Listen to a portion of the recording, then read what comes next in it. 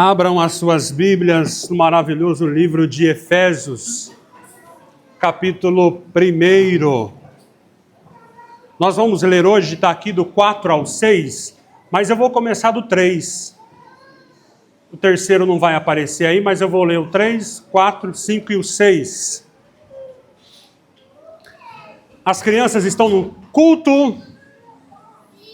Oh, maravilha! Eu vou ler um texto aqui.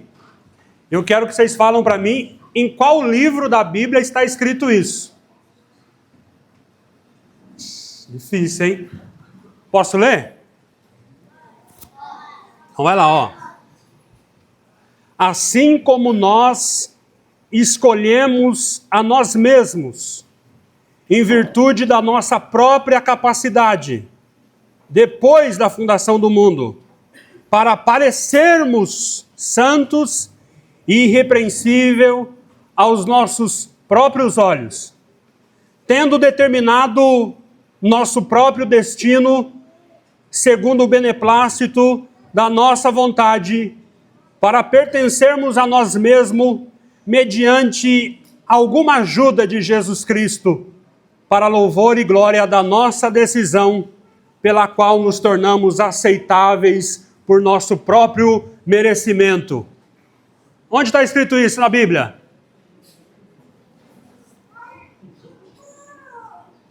Nada?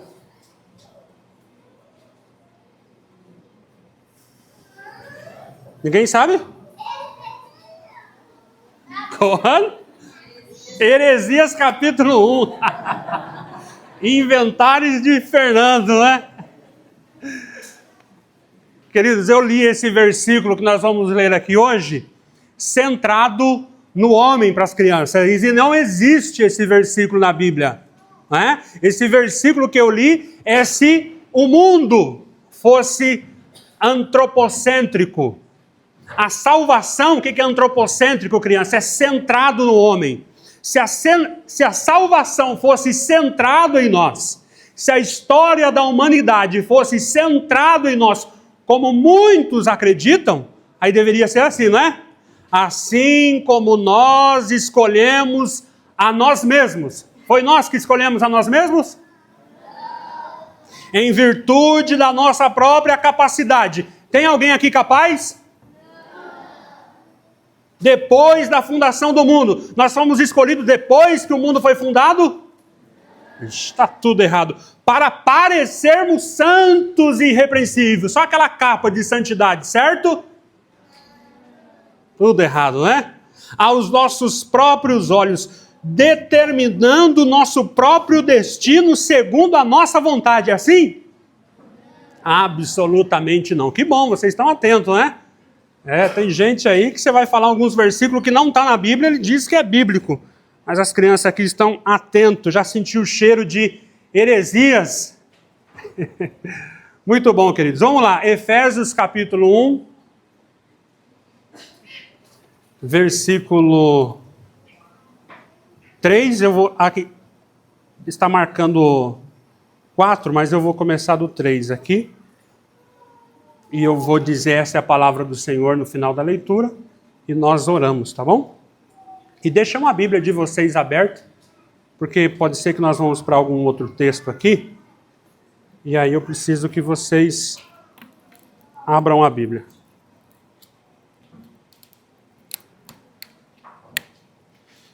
O versículo 3 diz assim: Bendito seja o Deus e Pai de nosso Senhor Jesus Cristo, que nos abençoou com todas as bênçãos espirituais nas regiões celestiais em Cristo. Agora é o versículo bíblico de verdade, ó. Como também nos elegeu nele, antes da fundação do mundo, para sermos santos e irrepreensíveis diante dele em amor, e nos predestinou para si mesmo, segundo a boa determinação de sua vontade, para sermos filhos adotivos por meio de Jesus Cristo, para louvor da glória da sua graça, que nos deu gratuitamente no amado. Essa é a palavra do Senhor. Vamos orar, queridos. Senhor nosso Deus, nessa manhã nós pedimos, Pai, abre o nosso entendimento para que nós possamos contemplar a grandeza da Tua salvação. Que a Tua palavra desperte em nós reverência, gratidão e adoração, e que tudo nesta pregação seja para o louvor da glória da Tua graça, é o que nós te pedimos em nome de Jesus. Amém. Algumas coisas precisam ficar gravado na nossa mente, depois de nós terminarmos Efésios. Era bom que ficasse tudo, mas nós sabemos que nem sempre é possível. Mas do versículo 3 até o 14, ele não tem ponto. O apóstolo Paulo mergulha profundamente em todo o plano de redenção, toda a história da nossa salvação, e ele faz isso como sem tomar fôlego. Do 3 ao 14, depois vocês leem, se possível decore, e façam suas crianças decorarem o versículo 3 ao 14, onde o apóstolo Paulo mergulha, apesar de ser rápido, mas é um mergulho maravilhoso em todo o projeto de salvação, né? E vocês vão perceber que toda a nossa salvação, ela tem a participação das três pessoas da Trindade, né? Então decorem aí, ó. O Pai é quem planejou a nossa salvação, certo? O Filho é quem vai executar tudo aquilo que o Pai projetou. E o Espírito, ele vai pegar o que o Pai projetou e o que o Filho executou, o Espírito Santo vai aplicar em nós. Ok? Então nós temos aqui do versículo 3 ao 6, nós temos a participação do Pai. Nós vamos ver um pouco sobre isso hoje, de forma não exaustiva, obviamente, mas do versículo 3 ao versículo 6 é o projeto do Pai, o projeto de salvação antes que o mundo fosse fundado, antes que fosse lançado as bases do mundo, já estava na mente de Deus. Isso é profundo, isso poderia ocupar vários dias nos nossos cultos domésticos, né? Meditar no que a Bíblia revela, no Pai, no Filho, no Espírito Santo, com esse plano de salvação em mente, antes que houvesse mundo. E ele termina, quando ele fala do Pai projetando, vocês vão perceber ao lerem toda essa perícope aqui, que termina quando ele fala do Pai, o Pai projetou, e ele termina assim, para louvor da glória da sua graça. Por que que o Pai projetou? Para louvor da glória da sua graça. Então o objetivo final de Deus em todas as coisas que ele planejou, qual que é? Para louvor da glória da sua graça. Crianças, prestem atenção nisso aqui, porque é importante para vocês entenderem isso também. Quem já foi numa festa de aniversário aqui? Boa. Sempre tem um aniversariante, não tem? E você pode brincar nos brinquedos, você pode comer o bolo, você pode pular na cama elástica, você pode entrar na piscina de bolinha, mas no final, o parabéns é para você? Não, é para quem está fazendo aniversário, ok? A salvação que o Pai projetou também passa por nós. Nós participamos de toda sorte de bênção espiritual. Esse é o versículo 3. Ele nos abençoou com toda sorte de bênção espiritual. Mas o objetivo final não sou eu. Passou por mim. Mas o foco do projeto de Deus ao salvar pecadores é para louvor da glória da sua graça. Esse é o Pai. O Pai projetou. O Filho, do versículo 7 ao 12, o Filho é que vai realizar o que o Pai projetou. Sem o Filho, não há sorte de bênçãos. Como nós vimos, uma das mais maravilhosas introduções de Efésios que eu já li na minha vida, nós tivemos nos 2 últimos cultos aqui. Não é? Nós somos abençoados com toda sorte de bênçãos espirituais, onde? Em Cristo Jesus. Fora de Cristo não há nenhuma bênção. Fora de Cristo é o quê? Maldição. Todas as bênçãos estão em Cristo. Então tudo que o Pai projetou para nos salvar, precisa que o Filho realize. Ele precisa morrer pelos nossos pecados, ele precisa nos redimir da morte, ele precisa nos unir nele, porque é nele que está toda a sorte de bênção. E termina então no versículo 12, a fim de sermos para louvor da sua glória. Novamente, tudo que o Filho faz, passa por nós, beneficia-nos, mas o foco final é a glória da sua graça. E depois do versículo 13 ao 14, nós temos o Espírito Santo, que ele vai aplicar ao nosso coração tudo o que o Pai projetou e o que o Filho conquistou na cruz. O Espírito Santo vai pegar todos os eleitos e vai aplicar ao nosso coração.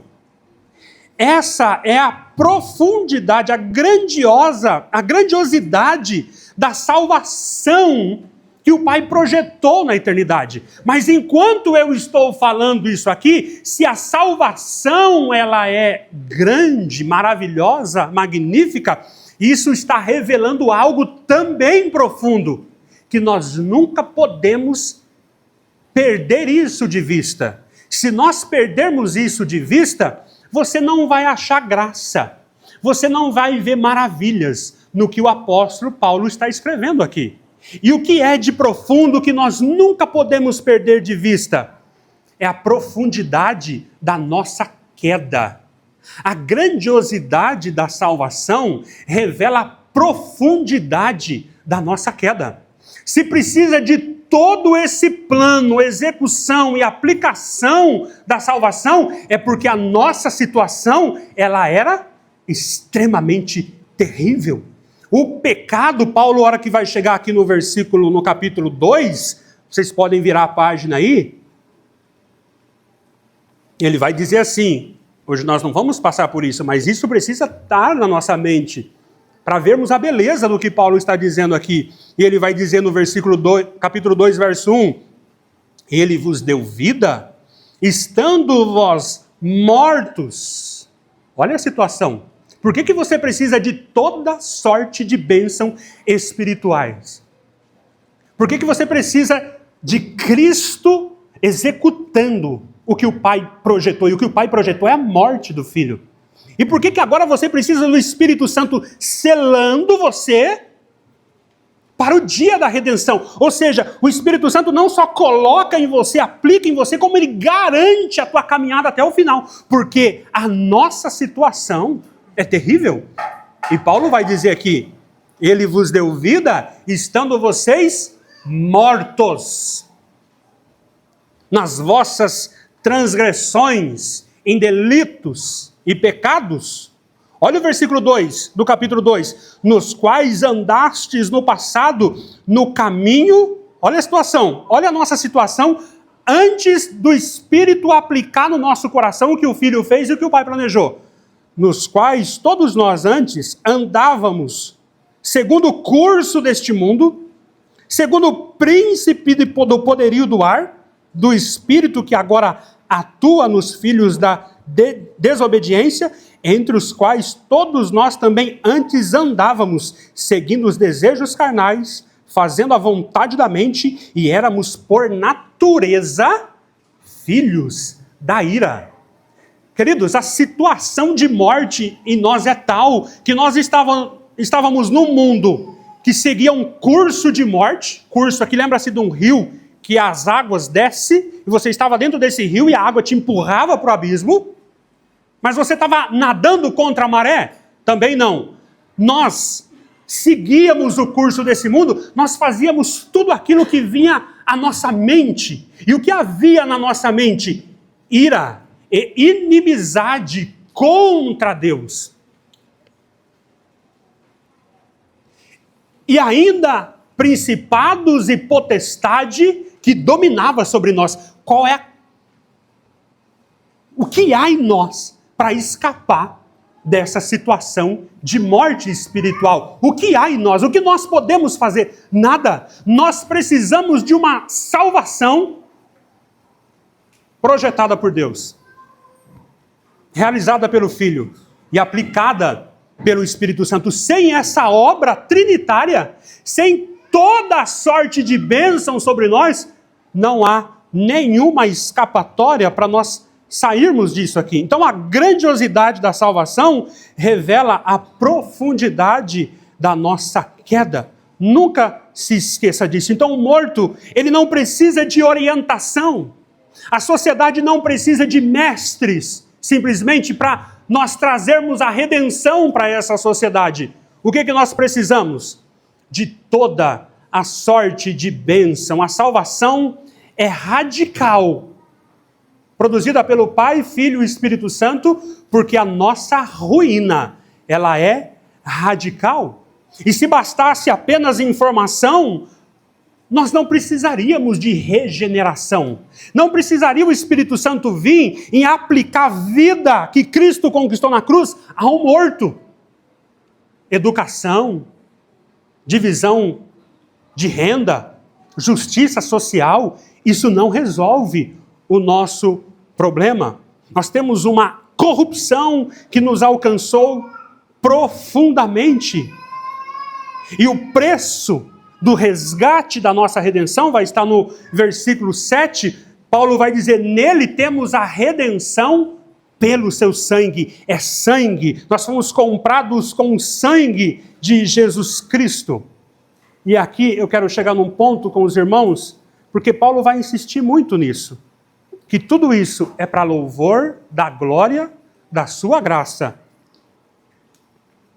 Por que Paulo vai repetir isso várias vezes? Olha, o Pai, o Filho e o Espírito, ele fez isso em nós para louvor da glória da sua graça. E é algo que vai ficar muito claro no Evangelho. Por quê? Porque a queda, como eu disse, ela é profunda, ela atingiu até o nosso desejo pela glória. Paulo repete aqui porque o pecado fundamental não é simplesmente fazer coisas erradas. O pecado é uma inversão da finalidade da criatura. O que é isso, Fernando? O que você está dizendo? Nós fomos criados para viver por Deus, para Deus, em Deus. A queda faz o homem tentar viver de si, por si e para si. É por isso que o pecado é tão profundo. Não é que ele simplesmente muda as nossas ações, ele muda o centro, o eixo da nossa existência. Nós que fomos criados para a glória de Deus, o pecado corrompeu isso em nós e agora eu vivo para mim, de mim e por mim. E é óbvio que a salvação é a reversão disso. É a morte do eu, da tua centralidade em você e te levar de volta para o eixo que é para a glória da sua graça. Salvação é isso. O homem deixou de dizer glória a Deus e ele passou a dizer glória a mim. Apesar de não ser talvez público isso, mas todo ato do homem em pecado é rebelião contra Deus porque ele está em busca da sua própria glória. Ele recentraliza o universo pessoal em si mesmo e não mais em Deus. Então por que Deus precisou fazer tudo isso? Que sorte de bênçãos aqui que o apóstolo Paulo vai dizer, olha, ele pegou vocês mortos, inimigos de Deus, e abençoou vocês, nos abençoou com toda sorte de bênção. Porque eu preciso de toda sorte de bênção para reverter esse quadro. E quais são as sortes de bênção? Nós poderíamos falar aqui na eleição, e nós vamos falar daqui a pouco, eleição. Vamos gravar aqui alguma sorte de bênçãos que o apóstolo Paulo vai citar. A primeira que ele vai citar aqui, está no versículo 4. A primeira coisa que ele vai citar, eleição. Já nós vamos falar sobre ela. Predestinação, redenção, perdão, união com Cristo, selo do Espírito Santo, glorificação. Por que nós precisamos de tudo isso? Porque aquilo que aconteceu lá em Gênesis 3 foi muito maior do que simplesmente comer um fruto proibido. O que Adão fez foi uma rebelião cósmica da criatura contra o Criador. E se vocês conhecem bem a Bíblia, nós pecamos em Adão. Foi uma tentativa de autonomia. Foi uma ruptura de comunhão com esse Deus triuno. E já falo para vocês a gravidade do que é romper a comunhão com o Pai, com o Filho e com o Espírito Santo, mas só que o egoísmo, o orgulho, a autonomia de Adão fez com que ele perdesse comunhão com Deus. Por causa da busca de uma glória própria, você vai ser como Deus. Ele rompeu comunhão com Deus. Ele rompeu isso, teve rompimento de comunhão geral. Ele rompeu comunhão com Deus. Ele rompeu comunhão com a esposa. Ele rompeu a comunhão com a criação. Essa é a gravidade do pecado em Adão. Foi uma corrupção da natureza. Ele se tornou agora inimigo de Deus. Foi um domínio da morte. Ele se tornou agora escravo do pecado. Ele se tornou alienado de Deus. Por isso, uma queda profunda vai exigir uma redenção infinitamente profunda. Mas o que é mais glorioso aqui no que o apóstolo Paulo vai escrever,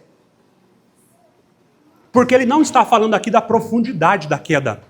O que está maravilhando o apóstolo Paulo aqui, que ele está em doxologia, em adoração, é que ele vai falar que tem algo mais profundo que a queda.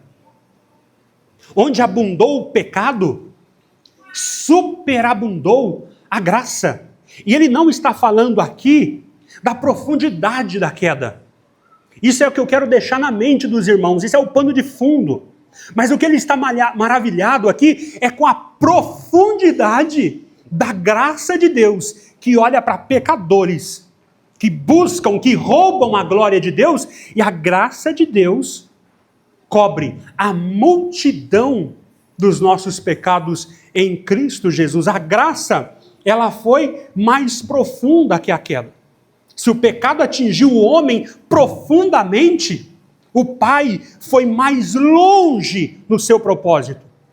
O Filho, ele desceu mais fundo na sua humilhação.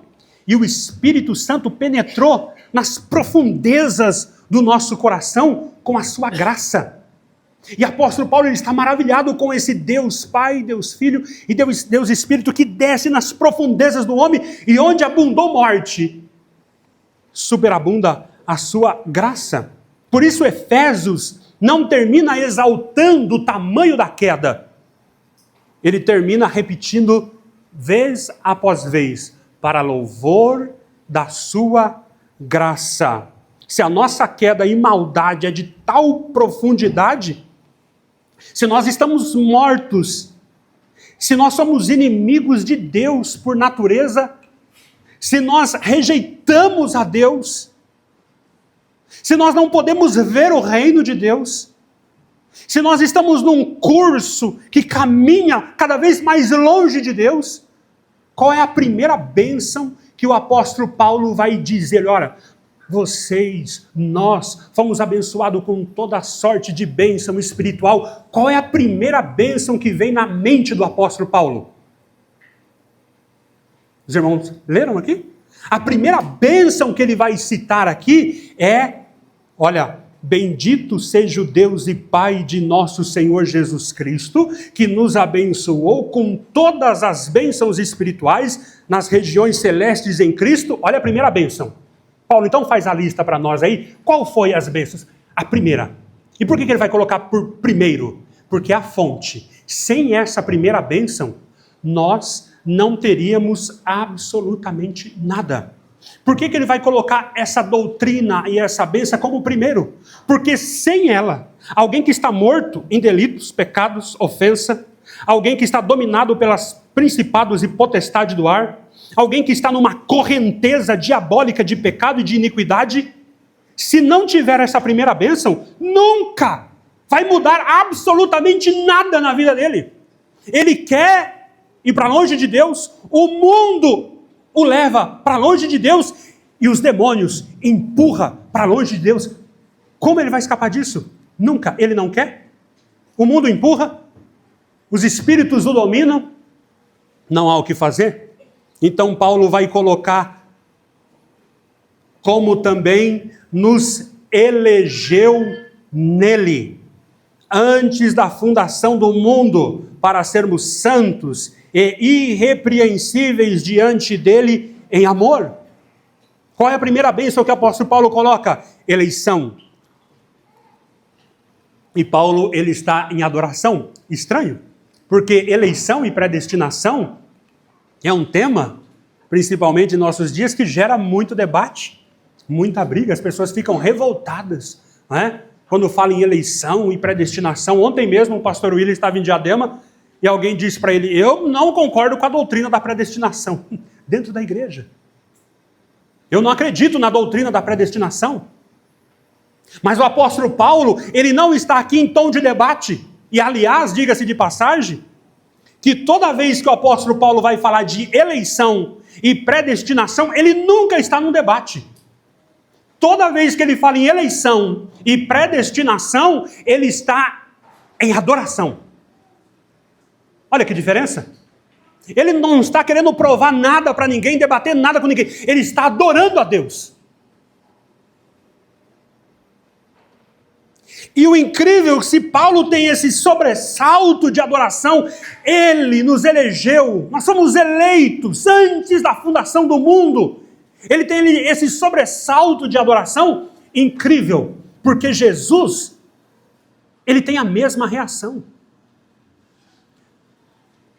Alegrou-se no Espírito Santo, é uma expressão que aparece uma única vez nas Escrituras.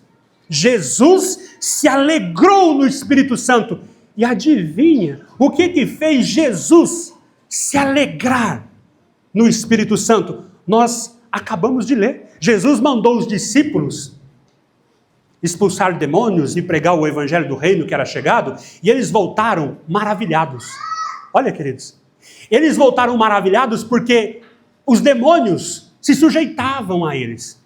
Eles viram o poder de Deus manifestando através das suas vidas. E Jesus disse o que? Olha, não esteja contente por isso simplesmente. Alegrai-vos antes, porque o vosso nome está escrito no céu. Está arrolado no céu. E Jesus alegrou-se no Espírito Santo. E olha o que Jesus vai dizer. Graças te dou, Pai, porque você ocultou essas coisas dos grandes, do sábio, e revelou aos pequenos.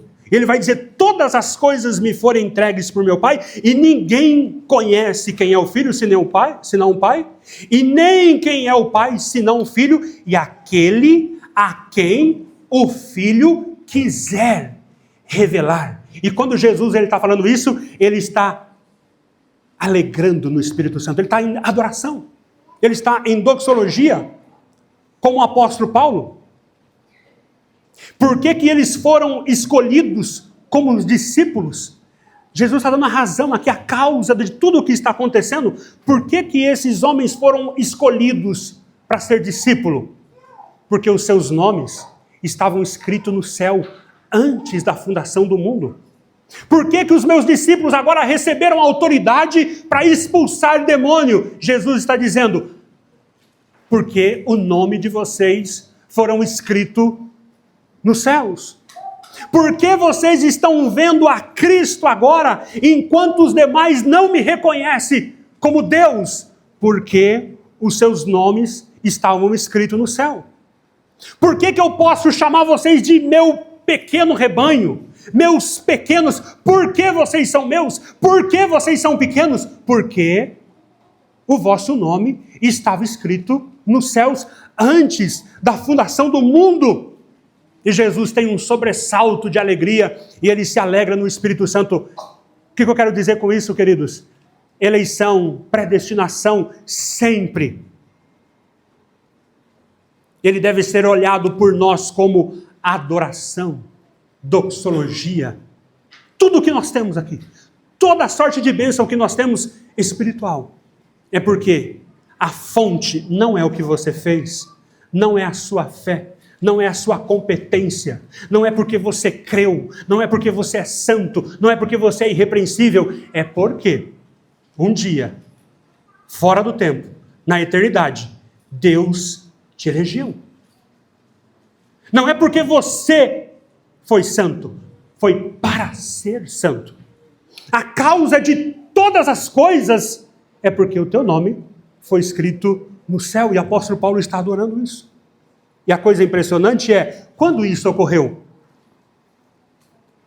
Paulo vai dizer, assim como nos escolheu nele, quando? Antes da fundação do mundo. Queridos, quando eu falo para vocês, antes da fundação do mundo, tem alguma coisa a ver com vocês? Onde nós estávamos? Nós não existíamos. E Deus nos escolheu antes da fundação do mundo. Ele nos elegeu. E o que havia antes da criação do mundo? E aqui algo impressionante, porque nós nunca iremos além daquilo que a Bíblia revela. O que o Pai, o Filho e o Espírito Santo faziam antes da fundação do mundo. Nós sabemos que Deus é amor. E geralmente quando nós vamos conversar com as pessoas e perguntamos, Deus é amor? Todo mundo é unânime em dizer, sim, Deus é amor. Por quê? E as pessoas vão dizer, porque Ele morreu por mim. Não é? Mas Deus é Deus desde sempre, desde a eternidade. Muito tempo antes de você existir, Ele já era amor. E o que Ele amava? Ele vivia, os teólogos vão chamar numa dança da Trindade. Pai, Filho e Espírito Santo. O Pai amava o Filho ama o Pai, o Espírito ama o Pai e o Filho. E eles viviam perfeitamente em unidade, em contemplação, em glória. Antes que o mundo existisse, Jesus vai dizer em João 17, Pai, glorifica-me contigo mesmo com a glória que eu tinha junto de ti antes que houvesse mundo. Que coisa profunda! Antes de existir mundo, havia uma troca de glória.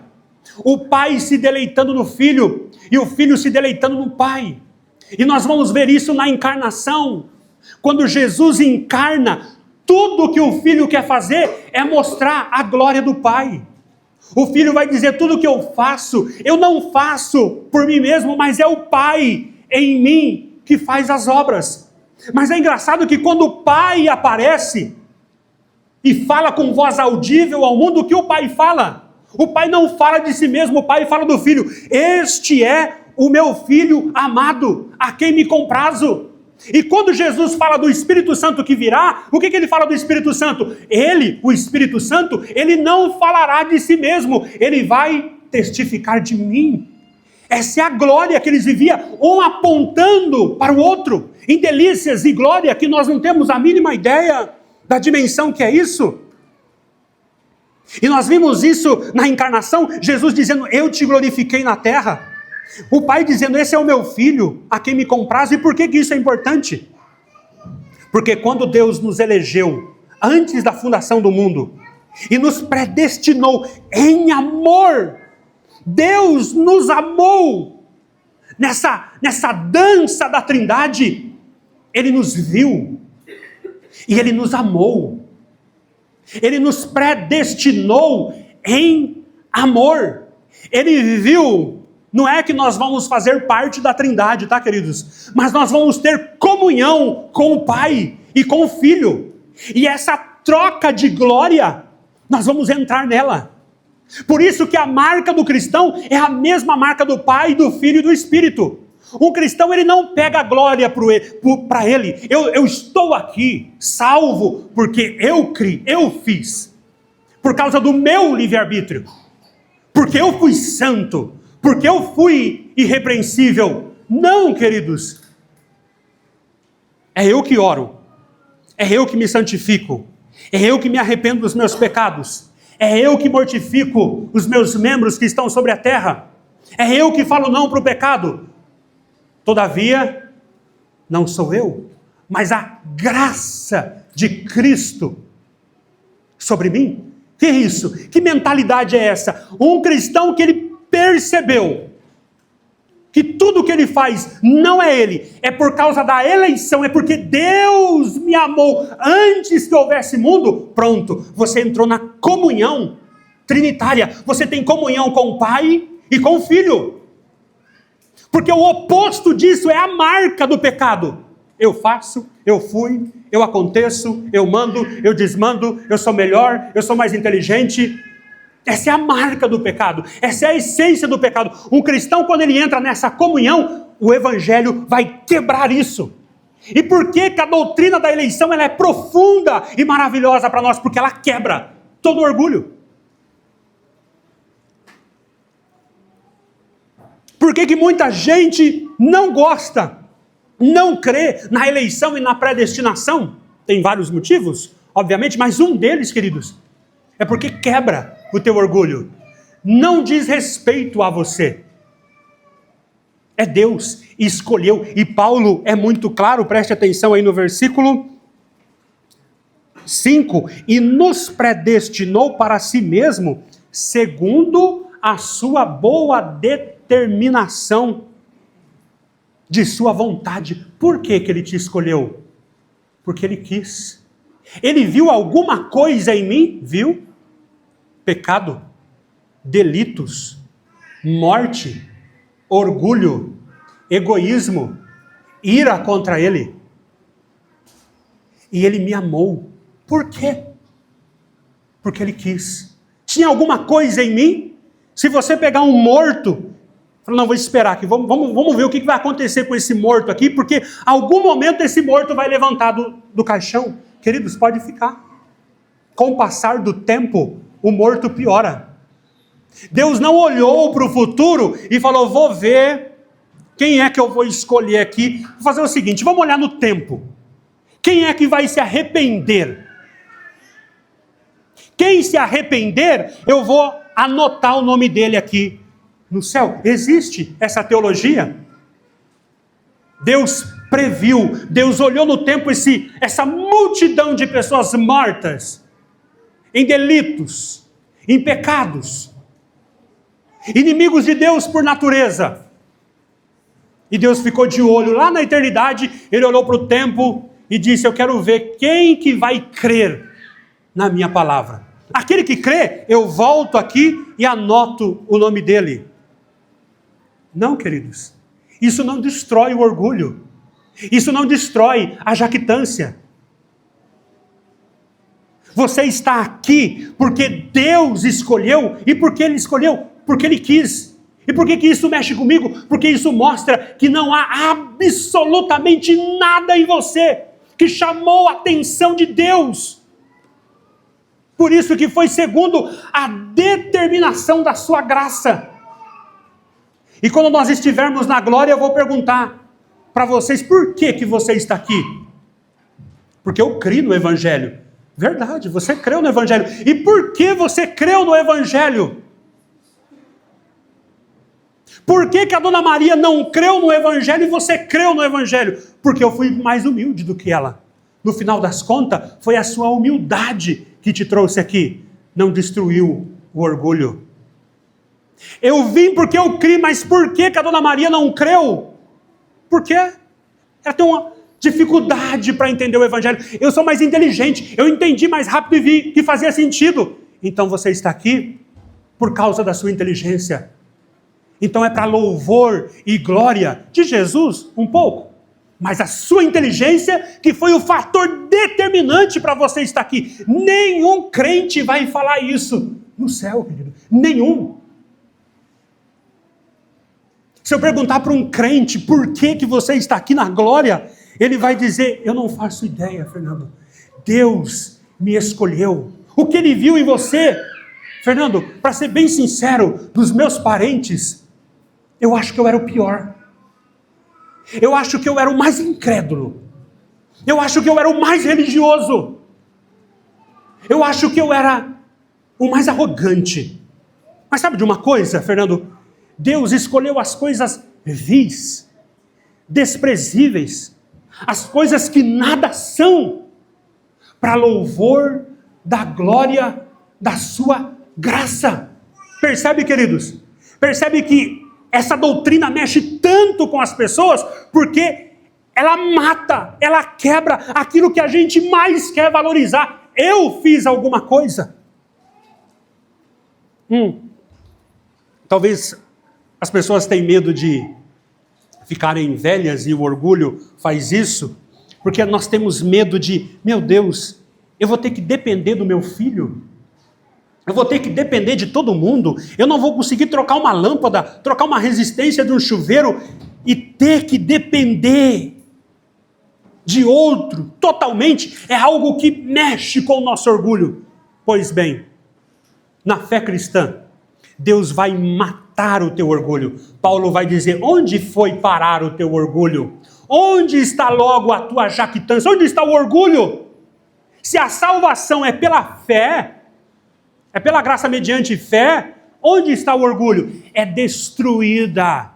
O evangelho vai destruir o teu orgulho. Por isso, queridos, que Paulo pode olhar para a doutrina da eleição e da predestinação e dizer, bendito seja o Deus e Pai de nosso Senhor Jesus Cristo. Ele quebrou o meu orgulho, matou o meu orgulho, e foi assim que Deus te viu na eternidade, Pai, Filho, Espírito Santo nessa glória. Como Ele te viu? Ele te viu morto em pecados, delito, maldade.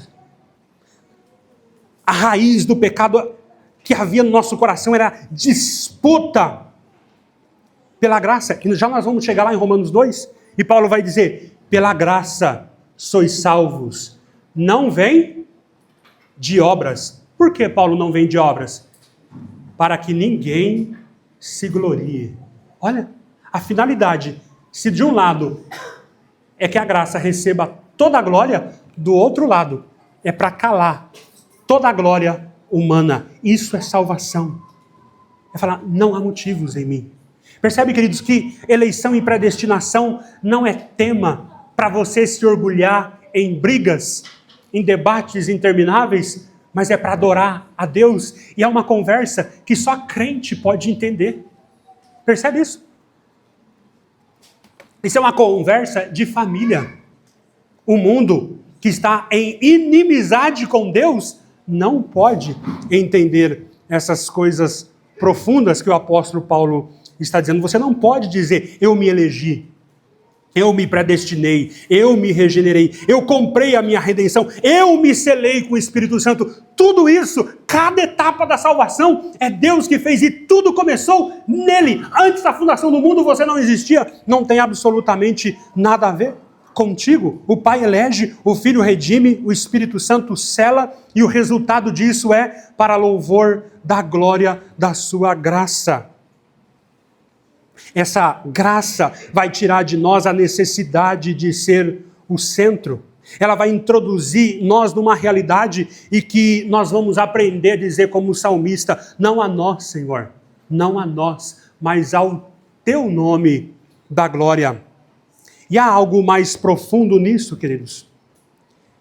Deus, Ele não quer destruir o nosso orgulho simplesmente por destruir e acabar conosco. Porque o que acabou com você foi o teu orgulho. A raiz de todos os nossos problemas é o nosso orgulho. E a beleza é que ele mina essa tua glória, que é vã, mas é porque ele quer dar para nós a sua glória. Percebe? Vocês estão destituídos de glória. Nós buscamos glória própria, porque nós estamos destituídos de glória. E quando o evangelho toca no teu orgulho e quebra o teu orgulho e mata e destrói os teus ídolos, não é simplesmente para te deixar na bancarrota, é porque ele quer dar algo maior para nós, que é a glória dele. O pecador está em busca de um nome para si, essa é a marca. Olha para a história, é Adão querendo ser Deus, é a torre de Babel, os homens fazendo uma torre para tocar até os céus, para fazer um nome para si. Olha a glória do homem. Esse é Nimrod, construindo um Babel. Vamos fazer uma cidade e vamos colocar nela o nosso nome, vamos fazer grande o nosso nome. E Deus olha para baixo, uma torre, para chegar até o céu. É como se Deus, ironicamente, estivesse olhando para o filho. Filho, você está vendo alguma torre aqui? Não, estou vendo não. Vamos descer lá? Vamos descer lá e ver a torre que eles estão construindo? Ou seja, a glória do homem é ridícula. Vamos fazer uma torre que toque aos céus. Deus olha no céu, não tem torre nenhuma, não tem nada. O que foi a sua glória? Uma torre de confusão. Nabucodonosor olha para os seus jardins suspensos, olha para a Babilônia, tudo aquilo em busca de glória. E ele fala, que glória, que majestade, como é grande o meu nome. Deus transformou ele num animal. Ironicamente, quanto mais o homem busca a sua própria glória, mais ele fica parecido com um animal. E quando ele, como um animal, olha para o céu e dá glória a Deus, Deus tira o coração de animal e coloca nele um coração de homem. A busca pela própria glória te deixa mais como uma besta.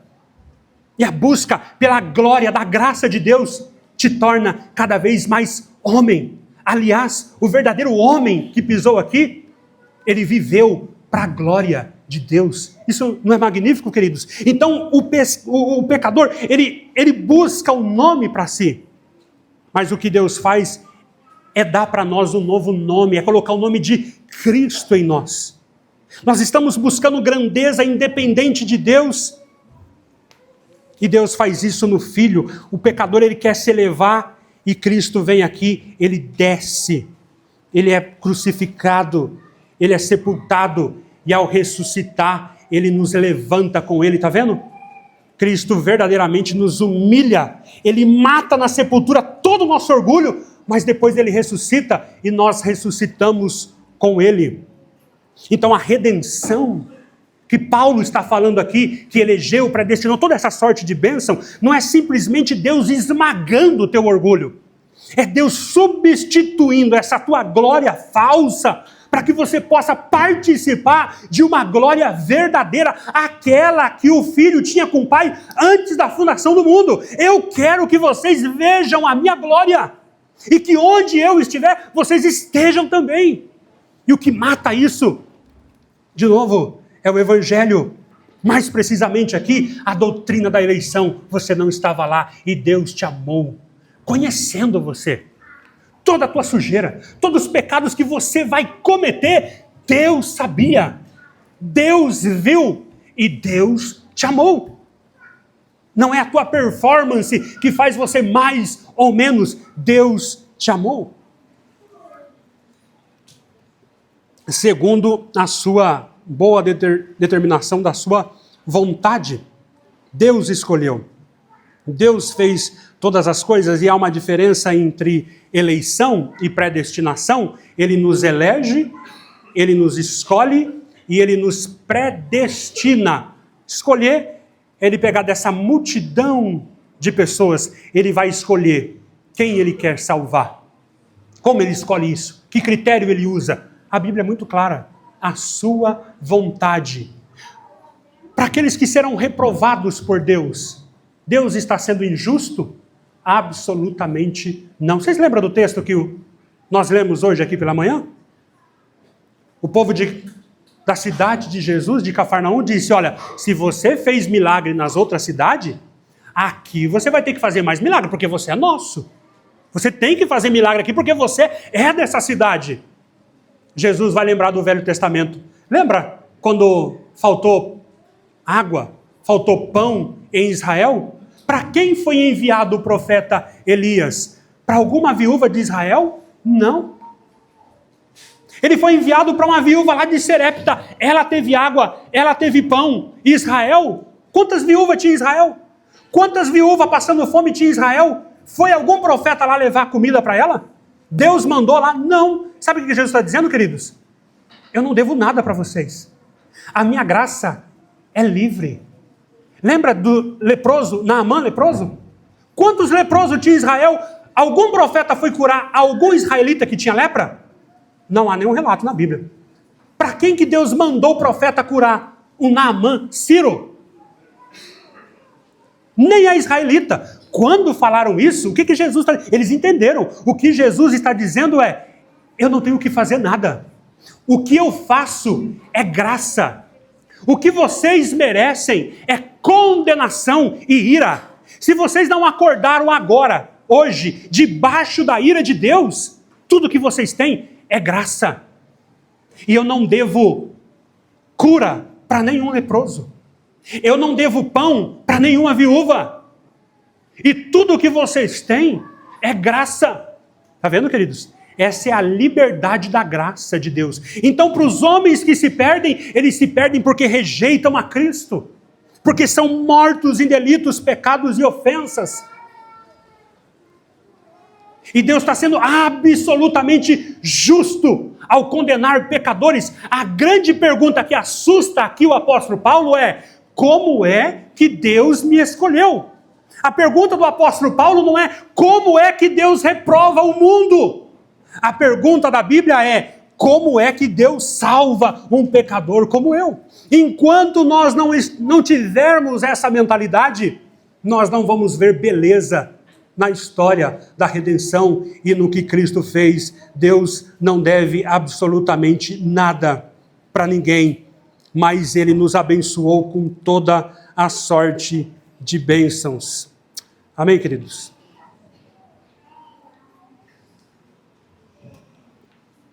O problema daqueles homens em Nazaré não era a falta de religião.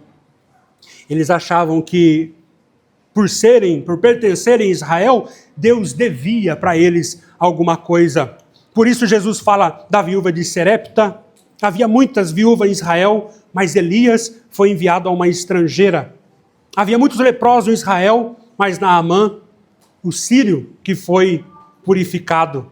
E eles ficaram indignados com isso, porque a graça soberana, esse Deus que escolhe soberanamente, ofende o homem, porque o homem, ele acha que merece. Se você pensa que Deus lhe deve saúde, que Deus lhe deve alguma resposta, que Deus lhe deve prosperidade, que Deus lhe deve oportunidade, salvação ou qualquer outra coisa, é porque você ainda está no centro. Você acha que você é alguém glorioso, mas quando você enxergar realmente o seu pecado, a sua pergunta vai mudar e vai ser como o do apóstolo Paulo: por que Deus escolheu a mim? Essa é a grande pergunta. Como? Eu não merecia ser escolhido, eu merecia juízo, eu merecia a ira infinita de Deus, como aquele ladrão na cruz. Ele disse: eu mereço, nós merecemos estar aqui. Imagina um homem pendurado na cruz. Ele teve a iluminação do Espírito Santo. Naquele momento, ele creu no Evangelho. E a primeira convicção que ele teve é: eu mereço morrer aqui. Mas, Senhor, lembra-te de mim quando entrares no teu reino. Essa é a mentalidade de alguém que foi reconciliado com Deus. A eleição, queridos, não é Deus pagando uma dívida. Eleição é Deus distribuindo graça a quem Ele quer. Adoção como filhos. Primeiro Ele elege e Ele predestina você para ser filho de Deus, para ser santo, para ser irrepreensível. Ser filho de Deus não é salário, é graça. O perdão de Deus não é uma obrigação. Tem gente que fala, Deus tem que ter misericórdia do fulano. Se Deus tem que ter, já não é mais misericórdia. Deus tem que ter uma dívida. Deus não tem que ter. Se Ele usar de misericórdia com você, Ele usa de misericórdia com quem Ele quer. Isso é maravilhoso. Cristo não morreu porque havia algo em nós que colocasse nós, Deus, em dívida conosco. Ele morreu segundo o beneplácito da vontade de Deus para louvor da glória da sua graça. Então, quando menor parece o seu pecado, quanto menos você acha que você é culpado, quanto melhor você se considera, menor a graça vai parecer para você. Por que você acha que a graça não é essa coisa bela que o apóstolo Paulo está fascinado? Porque você acha que o teu pecado não é assim tão ofensivo contra Deus. Quanto maior você percebe a sua ruína, mais maravilhosa a graça de Cristo se torna. Queridos, vamos fazer algumas aplicações aqui, que nosso tempo já foi. Eu quero fazer uma aplicação aqui aos que não são crente. Talvez você esteja ouvindo tudo isso e pensando, se Deus é quem elege, como eu posso saber se eu fui eleito? Talvez Deus não me escolheu.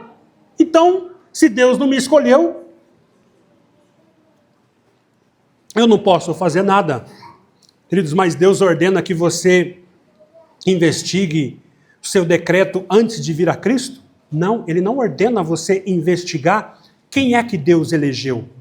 Essa coisa de quem é que Deus escolheu pertence a nós? Não pertence. Isso não está revelado. Isso pertence ao Senhor. E as coisas ocultas pertencem ao Senhor. O que pertence a você, pecador? O que pertence a você é o que farei com Cristo que está sendo anunciado a mim agora. Olha o versículo 13 do capítulo 1 de Efésios. Nós vamos chegar nele, mas para antecipar aqui. Versículo 13 do capítulo 1. Nele também vós, tendo ouvido a palavra da verdade, o evangelho da vossa salvação, e nele também crido, fostes selados com o Espírito Santo da promessa. O que importa para você, pecador, que não creu em Jesus, é o que você vai fazer com o anúncio do evangelho que você está ouvindo. Os decretos de Deus não importa para mim e nem para você. A grande preocupação é você está ouvindo a voz do evangelho. O que você vai fazer? Você vai crer? Ou você vai continuar na sua rebelião contra Deus? Você foi criado para a glória de Deus, mas até aqui você viveu para a sua glória. Você recebeu inteligência, vida, relacionamento, sustento do Criador, mas utilizou tudo isso como se você fosse o dono da história. E essa tua rebelião te tornou culpado. E o que você merece é o justo juízo de Deus. Mas o mesmo texto que revela a sua culpa apresenta a Cristo como amado. E em Cristo, e no sangue de Cristo, a redenção para os seus pecados, se você crê. Você não precisa se tornar digno para vir. Você não precisa se consertar primeiro. Você não precisa de mérito algum para convencer Deus de alguma coisa. O que você precisa fazer nessa manhã é abandonar esse trono que você está sentado e achando que o mundo gira em torno de você. Não gira. Tudo é para demonstração da glória, da graça de Deus. É você abaixar essas armas. É você pisar nesse teu orgulho e confiar inteiramente em Jesus Cristo. Arrependa-se de viver para a sua própria glória. Creia no Filho amado e se entregue a Jesus Cristo. Para nós que cremos em Jesus, uma aplicação, você não precisa viver tentando provar o seu valor para Deus. Se Deus nos escolheu antes da fundação do mundo, a tua, a minha, a nossa aceitação não começou com o teu desempenho. E isso muda a vida cristã. Você não obedece a Deus para convencer Deus a amar você. Nós obedecemos porque fomos alcançados por uma graça que veio antes de qualquer obra que você tinha feito. Foi a graça. Parem de transformar a vida cristã numa tentativa constante de merecer o amor de Deus. Se deleita no amor de Deus que começou por você muito antes de você existir. E a eleição, querido, segunda aplicação, a eleição mata o orgulho espiritual. Se tudo começou em Deus, então não há espaço para dizer que você creu porque foi mais sábio, porque você entendeu, porque você foi melhor, porque você foi mais humilde, porque você fez a escolha certa. Efésios 1 tira isso das nossas mãos, toda a vanglória, que nós possamos crescer em humildade, porque Deus nos escolheu, e provavelmente isso era um dos piores, porque Deus escolheu as coisas vis e desprezíveis deste mundo, e no final, quem vai ser louvado vai ser a graça de Deus.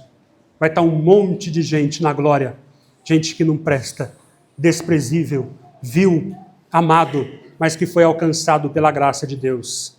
Fomos adotados em Cristo Jesus para sermos santos e irrepreensíveis. Amém, queridos?